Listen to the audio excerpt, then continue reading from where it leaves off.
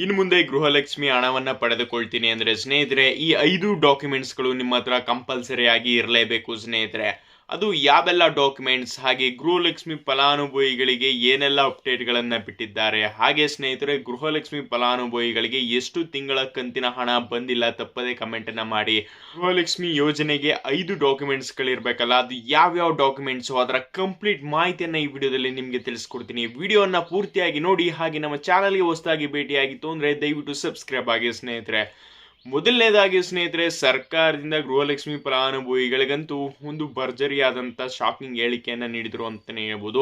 ಡಿ.ಕೆ. ಶಿವಕುಮಾರ್ ಅವರು ಸಿಎಂ ಆಗ್ತಾ ಇದ್ದಂಗೆ ಸ್ನೇಹಿತರೆ ಗೃಹಲಕ್ಷ್ಮಿ ಫಲಾನುಭವಿಗಳ ಹಣ ಏನಿತ್ತಲ್ಲ ಸ್ನೇಹಿತರೆ, ಅದು ಬಹಳಷ್ಟು ವ್ಯರ್ಥವಾಗ್ತಾ ಇತ್ತು, ಹಾಗೆ ಮಿಸ್ಲೀಡಿಂಗು ಕೂಡ ಆಗ್ತಾ ಇತ್ತು ಸ್ನೇಹಿತರೆ. ಸಾಕಷ್ಟು ಫೇಕ್ ಡಾಕ್ಯುಮೆಂಟ್ಸ್ಗಳನ್ನು ಯೂಸ್ ಮಾಡಿಕೊಂಡು ಹಣವನ್ನು ತಗೊಳ್ತಾ ಇದ್ರು, ಅತ್ತೆ ಸೊಸೆ ಅಮೌಂಟನ್ನು ತಗೊಳ್ತಾ ಇದ್ರು, ಹಾಗೆ ಟ್ಯಾಕ್ಸ್ ಇನ್ಕಮ್ ಪೇಯರ್ಸ್ಗಳು ಗೃಹಲಕ್ಷ್ಮಿ ಹಣವನ್ನು ತೆಗೆದುಕೊಳ್ತಾ ಇದ್ರು ಸ್ನೇಹಿತರೆ. ಇದೆಲ್ಲವನ್ನು ಕೂಡ ಸರ್ಕಾರವು ನಿಲ್ಲಿಸಬೇಕು ಅಂದ್ಬಿಟ್ಟು ಈ ಒಂದು ಭರ್ಜರಿಯಾದಂಥ ಅಪ್ಡೇಟನ್ನು ತಂದಿದೆ ಅಂತಲೇ ಹೇಳ್ಬೋದು ಸ್ನೇಹಿತರೆ. ಇನ್ನು ಮುಂದೆ ಗೃಹಲಕ್ಷ್ಮಿ ಫಲಾನುಭವಿಗಳು ಗೃಹಲಕ್ಷ್ಮಿ ಹಣವನ್ನು ಪಡೆದುಕೊಳ್ತೀನಿ ಅಂದರೆ ಸ್ನೇಹಿತರೆ ಈ 5 ಡಾಕ್ಯುಮೆಂಟ್ಸ್ಗಳನ್ನು ಇರಬೇಕು ಅಂತ ಸರ್ಕಾರದಿಂದ ಒಂದು ಭರ್ಜರಿಯಾದಂಥ ಅಪ್ಡೇಟನ್ನು ನೀಡಿದ್ದಾರೆ ಸ್ನೇಹಿತರೆ. ಇವಾಗ ಸಿಗ್ತಾ ಇರುವಂಥ ಮಾಹಿತಿ ಪ್ರಕಾರ ಸ್ನೇಹಿತರೆ, ನಿಮ್ಮ ಬಳಿ ಕರ್ನಾಟಕದ ಒಂದು ಬ್ಯಾಂಕ್ ಖಾತೆ ಅಂತೂ ಕಂಪಲ್ಸರಿಯಾಗಿ ಇರಲೇಬೇಕು ಸ್ನೇಹಿತರೆ. ಬ್ಯಾಂಕ್ ಖಾತೆ ಅದು ಕರ್ನಾಟಕದಲ್ಲಿ ಒಳಗಡೆನೇ ಇರಬೇಕು. ಔಟ್ ಆಫ್ ಸ್ಟೇಟ್ಗಳಲ್ಲೇನಾದ್ರು ಇತ್ತು ಅಂದರೆ ಸ್ನೇಹಿತರೆ ನಿಮಗೆ ಗೃಹಲಕ್ಷ್ಮಿ ಹಣ ಬರೋದಿಲ್ಲ. ಇನ್ನು ಎರಡನೇದಾಗಿ ಸ್ನೇಹಿತರೆ, ನಿಮ್ಮ ಬಳಿ ಕಡ್ಡಾಯವಾಗಿ ವೋಟರ್ ಐ ಡಿ ಇರಲೇಬೇಕು ಸ್ನೇಹಿತರೆ. ವೋಟರ್ ಐ ಡಿ ಇಲ್ಲ ಅಂದರೆ ಮಾತ್ರ ಯಾವುದೇ ಕಾರಣಕ್ಕೂ ಕೊಡೋದಿಲ್ಲ ಅಂತ ಹೇಳ್ಬಿಟ್ಟಿದ್ದಾರೆ. ಏಕೆಂದರೆ ಡಿ.ಕೆ. ಶಿವಕುಮಾರ್ ಅವರು ಸಿಎಂ ಆಗ್ತಾ ಇದ್ದಂಗೆ ಸ್ನೇಹಿತರೆ ಗೃಹಲಕ್ಷ್ಮಿ ಫಲಾನುಭವಿಗಳ ಹಣವನ್ನು ನಮ್ಮ ರಾಜ್ಯದ ಜನರು ಮಾತ್ರ ಪಡೆದುಕೊಳ್ಬೇಕು, ಏನಕ್ಕೆ ಬೇರೆಯವ್ರಿಗೆಲ್ಲ ಕೊಡಬೇಕು ನಾವು ಅನ್ನುವಂಥ ಒಂದು ಹೇಳಿಕೆಯನ್ನು ನೀಡಿದರು ಸ್ನೇಹಿತರೆ. ಆದ್ದರಿಂದ ನಿಮ್ಮ ಬಳಿ ಕಡ್ಡಾಯವಾಗಿ ವೋಟರ್ ಐ ಡಿ ಇರಲೇಬೇಕು ಸ್ನೇಹಿತರೆ. ಮೂರನೇದಾಗಿ ನಿಮ್ಮ ಬಳಿ ರೇಷನ್ ಕಾರ್ಡ್ ಇರಲೇಬೇಕು ಸ್ನೇಹಿತರೆ. ರೇಷನ್ ಕಾರ್ಡ್ ಹಾಗೆ ಆಧಾರ್ ಕಾರ್ಡ್ ಹಾಗೆ ಕ್ಯಾಸ್ಟ್ ಇನ್ಕಮ್ ಈ 5 ಡಾಕ್ಯುಮೆಂಟ್ಸ್ಗಳು ನಿಮ್ಮ ಬಳಿ ಇರಲೇಬೇಕು ಸ್ನೇಹಿತರೆ.